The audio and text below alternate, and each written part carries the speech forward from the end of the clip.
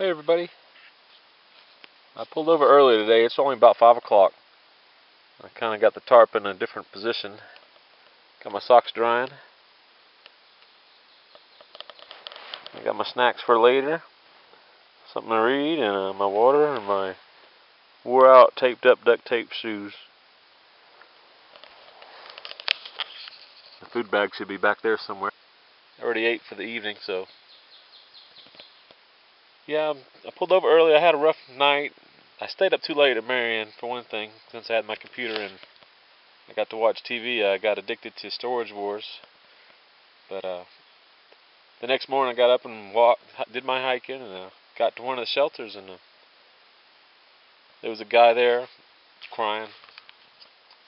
He tore up his knee pretty bad. Nice guy. He's 71 years old. Army man his whole life. Dreamed about doing the trail. And he was hurt.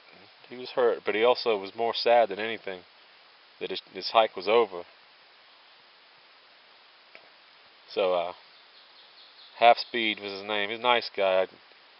I didn't want to leave the shelter. I was going to go maybe a mile or two further. That's it. But I set up my hammock and stuff. But thunderstorm came in anyway, so I just stayed in the shelter. So that was my first time staying in the shelter, and it was tough. It was tough. That's the hardest part of the trip for me, is seeing what the other people have been going through, suffering, and how much the trip means to them.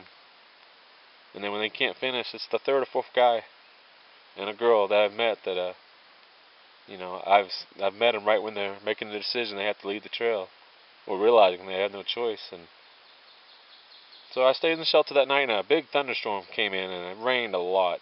So I was glad I stayed in the shelter, but I wasn't comfortable.